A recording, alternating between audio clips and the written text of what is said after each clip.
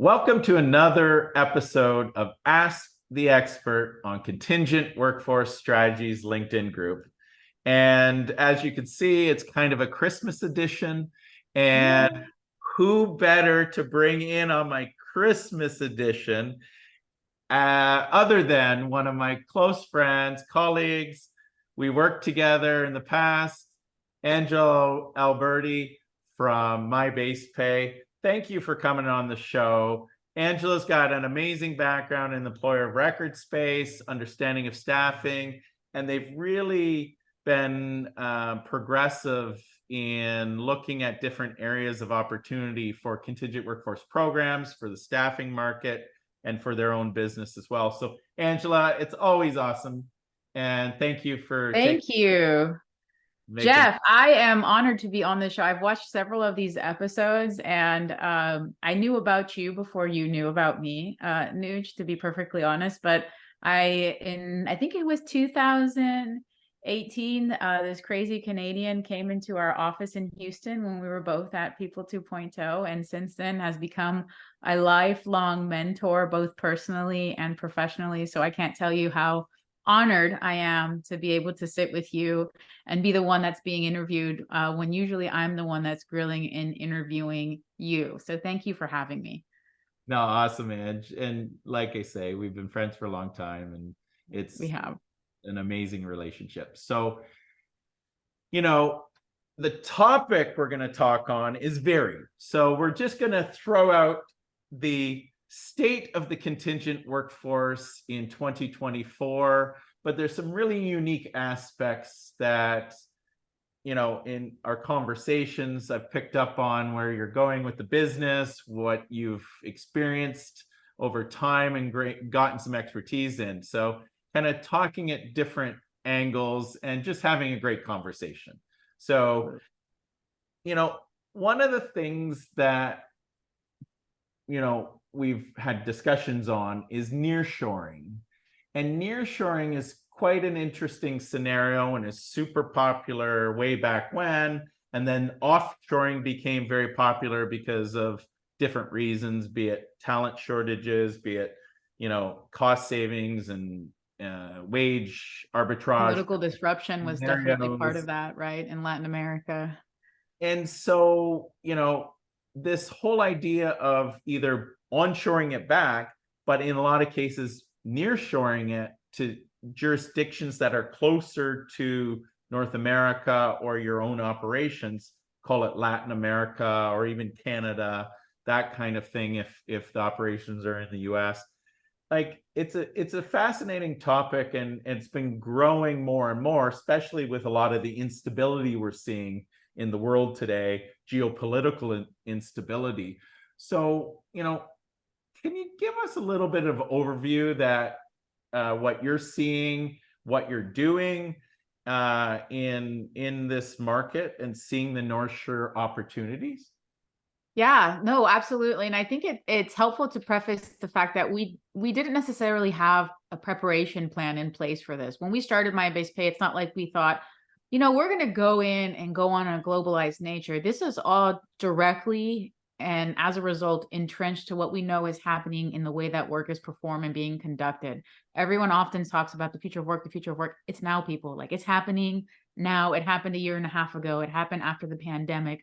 We're living it, we're breathing it. And those that are keen to be agile enough to respond to it can look to see the very great resurgence that we see happening around us with globalization being a primary competency around the future of work. It just so happens to be that you couple globalization with an economically uncertain time on an American enterprise organization, and they're also going to be keenly aware of what other alternative solutions can we look to find. So it was a perfect storm of globalization hitting the forefront of what was needed, economically uncertain times, and budget cuts that American clients were dealing with. And the fact that MyBasePay happens to be headquartered in South Florida, which anyone that has been in South Florida knows that it is practically Latin America out there, right? So it initially started with Hey, we've got some folks that we want to payroll in Latin America. We're a South Florida headquartered organization. That's where a lot of the pipeline, and Cesar Jimenez, our CEO, having been in the business for 30 years, clearly has a presence down there in South Florida. So what happened as a onesie twosie situation in Costa Rica, Colombia, Honduras, quickly and very rapidly became hubs for us as the success of these projects grew. So whenever we started, what happened and what we could quickly annotate within Latin America is the benefits that come with nearshore that typically and traditionally aren't necessarily garnered on offshore models. Number one, and probably being the most obvious, is the time zone, right? You're not dealing with a team that is working through midnight hours. We're all in a very similar time zone setting. Number two, there's a cultural affinity with nearshore. You have either in Latin America or in Canada, a cultural affinity being that a lot of these folks grew up and went to school speaking English. They know about American culture and context, and they utilize that as best business practice approaches in their day-to-day and ongoing working needs. Lastly, you also have the political unrest, which has tapered down a lot in Latin America, which has given the younger generation a chance to go and get university degrees and directly tap into that issue that you once and earlier referenced on lack of talent supply. And, when you think about nearshoring, and there's definitely some advantages, there's always some differences as well, and some potential challenges. Like, thinking about that, what are some of the cultural differences, some of the nuances, not only employment tax law, but culturally different than, say, the US multinational workforce that you've seen and often will have to advise clients on, so that it's a smooth working relationship?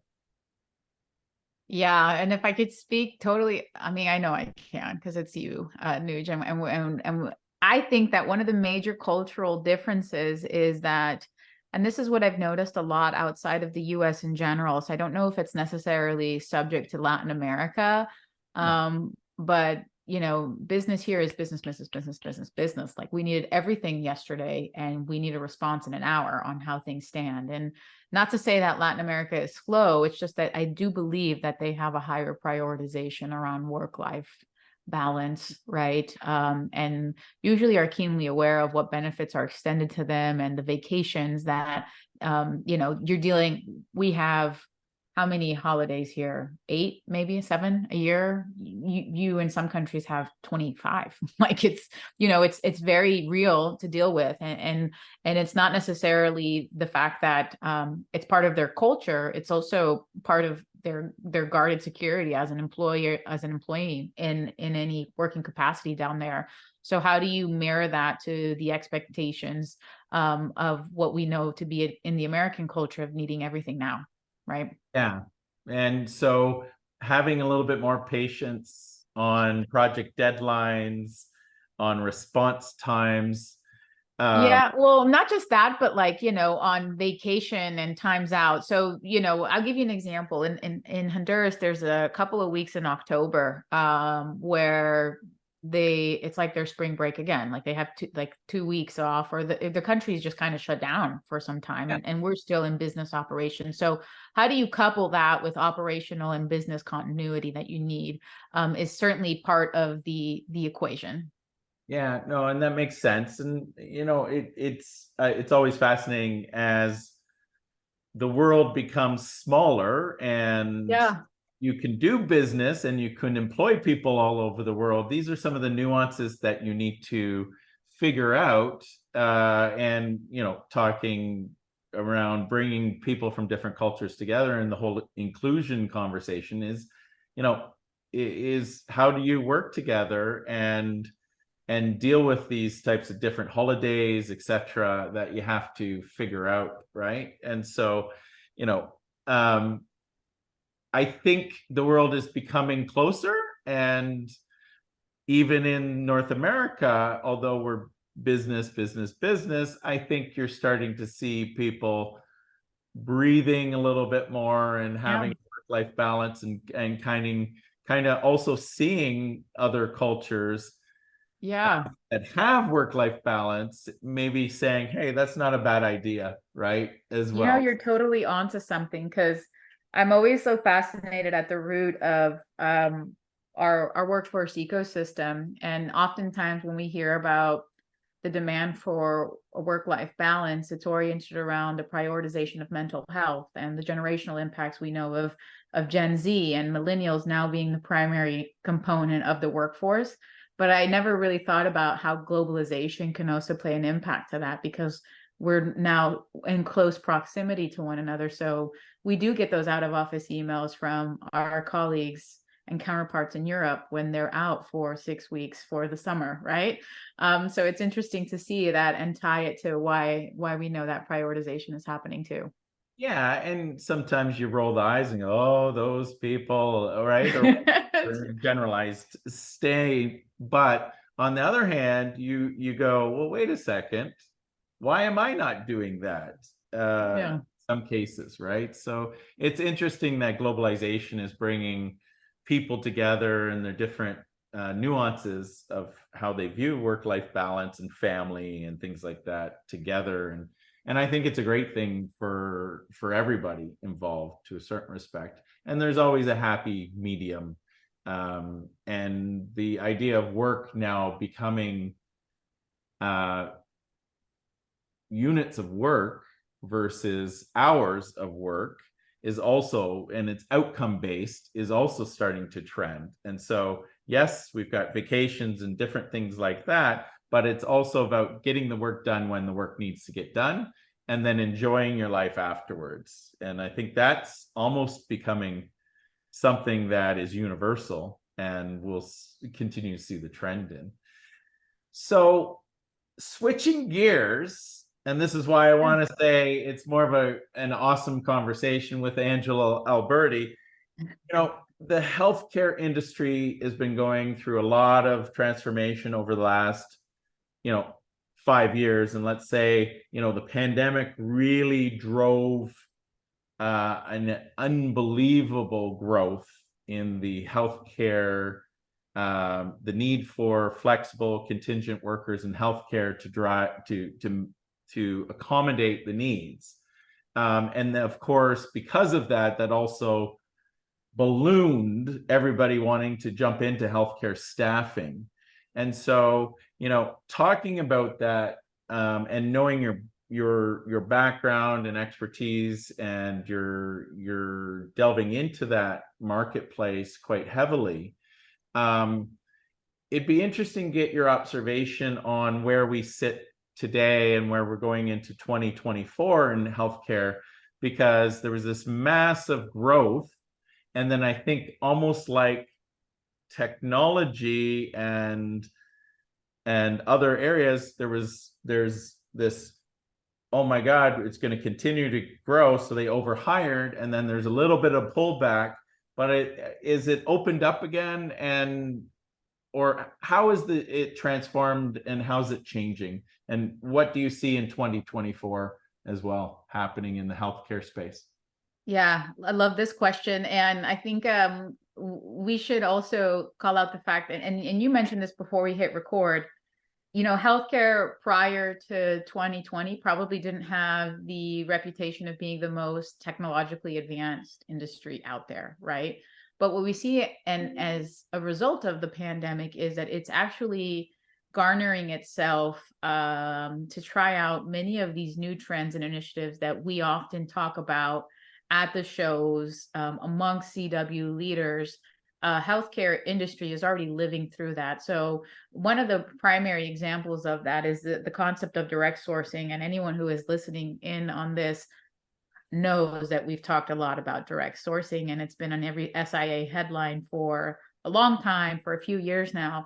And there are programs that have initiated their own direct sourcing models, but it's still, I would say, in its very early adoptive phases around the enterprise audience. How do you stand that up? What do you need? What is the makeup of it?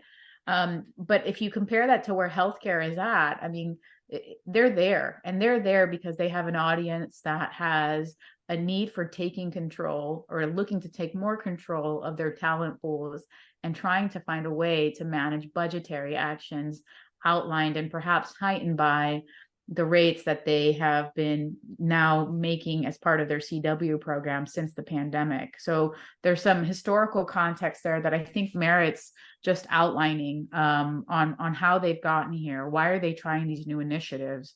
And it's simply because of the weight and the breadth of everything that has happened through the pandemic. It's awesome to see how some of the agencies, 2018 for a $200-300 million firm, 2021 we're a $2 billion, $3 billion firm. I mean, surge, like supercharged growth across the board. A lot of SIA's fastest growing agencies for a while now has been those that are in the healthcare sector that have directly helped the country go through the pandemic. So it's awesome to see that, but now where are we going, right? And I feel like it's two pronged, at least when I think of what's going to look like for 2024. We're speaking with clients that want to make it a prioritization to tap into their local talent pools. And we're also seeing a trend of the travelers looking to stay local or maintain a more local presence as well. And they want to do so in a manner that's flexible, maybe with having a full-time role, but having the option to pick up shifts as easily as they can here and there on a local market, I think is going to be a major trend next year. So I don't know, dare I say that the days of the traveler are over? No way. They're still alive. They're still well. There's still plenty of those out there. But I do believe that we're going to see an uptick in local presence, coupled and complemented by being able to have a more on-demand per diem type of relationship with a lot of different facilities in their local markets. And we know that that's happening both on the client preference side and on the candidate preference side. So prediction number one, more local presence for sure. That's interesting because once again, nursing and healthcare is a physically present job. Yeah. You can't, well, there are some roles, of course, that can be remote, but for the most part, you have to be on site. You have to be providing the services on site, right? And so that whole idea of the local market makes a lot of sense, especially in these times of pullback a little bit and cost cutting and things like that. Because in the past, it was like, okay, spare no expense, rates were going up, but also all of the per diems and everything else were just whatever it takes, right, to do it, because it's kind of a necessity scenario. But as you start to look at the cost, but also the service levels, right, and the risk of not servicing it properly and having consistency in the workforce is something I think is going to fulfill on your prediction there, Ange. Like it's like when you think about it, having that consistency and repetitiveness of people going and being there on site consistently allows for better quality outcomes from a health care perspective as well. So, I know it's a prediction and you're seeing it, but I think it's a good thing and will continue, is my thoughts on that too. So what else are you seeing as trends? Like, I've seen some headlines around independent contracting and some of the firms that are signing that you can't provide good health care as independent contractors. Is that reality, or is that kind of trying to create more of a level playing field where some of the actors that have done that and the platforms have taken advantage of things? Are they doing it correct, or is it doing it incorrect, versus the traditional players that are lobbying against usage of independent contractors? What are you seeing in that market as well? Because use of independent contractors should be okay if they're doing it right, but why is there some controversy in that? Is some of the platforms and different companies not doing it right? when engaging workers correct, like in a proper way? You know, I don't want to rattle any feathers here, but it's in my own personal opinion, and I'll preface it with that, right? It's in my own personal, professional opinion that independent contractor work within healthcare is pretty risky to get into for those roles outside of doctoral candidates, right?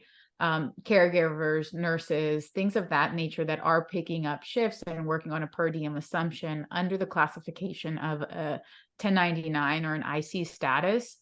That would give me very long room to pause for a second and maybe even not be able to sleep at night in some cases if I was overseeing that talent pool, because it in my opinion, it contradicts the IC classification model. I mean, everyone should have the right to pick up these workers, pick up these shifts, but you are direct patient care. You could slip and fall. What is happening in terms of workers' comp?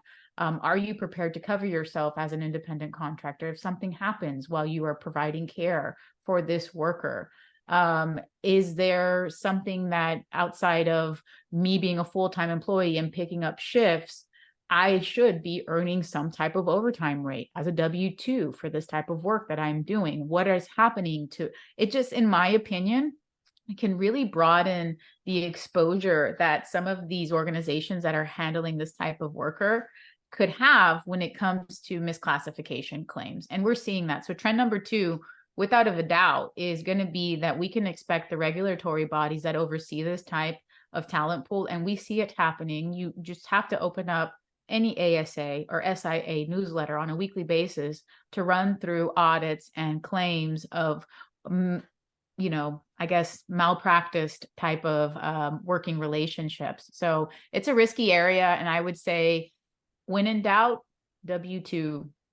I can't make it right. When in doubt, W-2 it out. There you go. That's There it. That's the you go. slogan. That rhymes.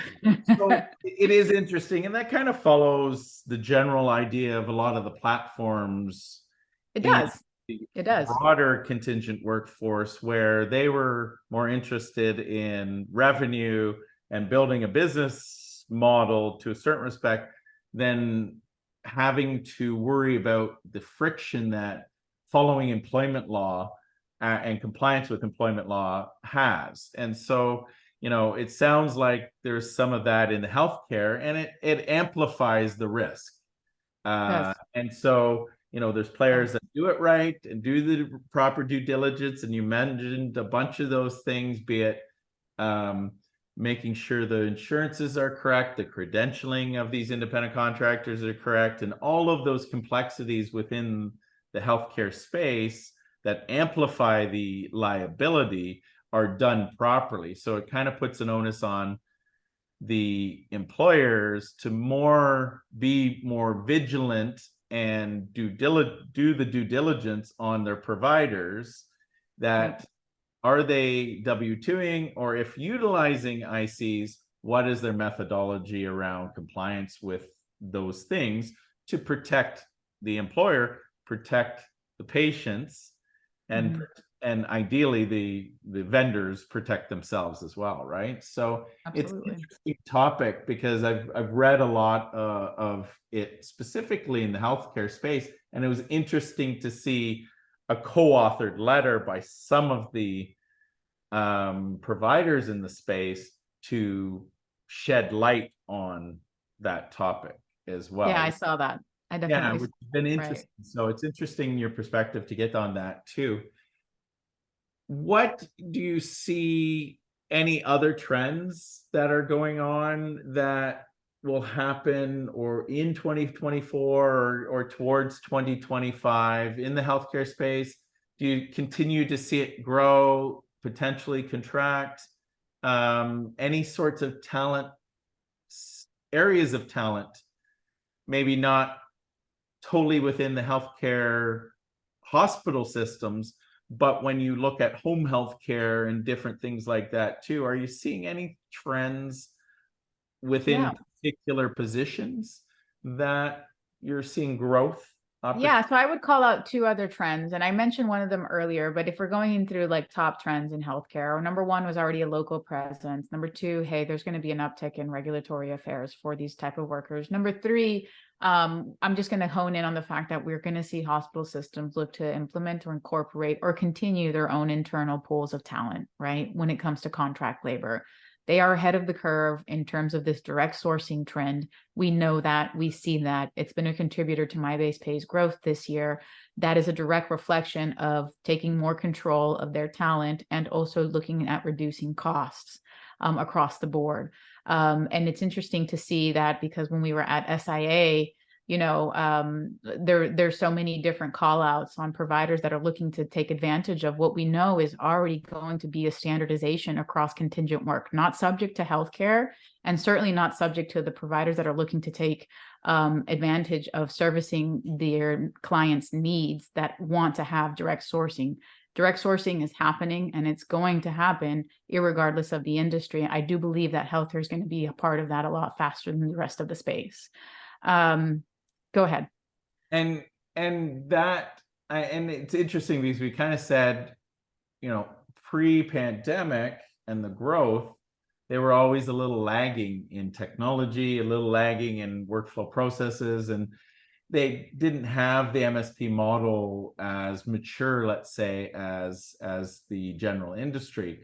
But they've caught up, and I think that lagging has actually helped them do almost a leapfrog into implementing these new innovative approaches versus having to change more of a legacy ecosystem that was built pre-pandemic, right? And it's almost equivalent to like the telecoms.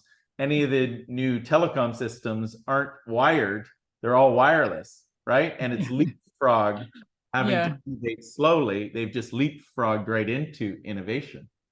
Yeah, that's absolutely true. And it's as a result of the environment in which it was encapsulated in for a few years through the pandemic. But outside of that, I would also say that there is going to be a higher demand for tele and home type of services. I mean, this is not just, again, something that's subject to health. This is what the world is now. Just like candidates want to be able to tap into shifts around their local pools and facilities around them in a very easy way from this thing that we are connected to all the time.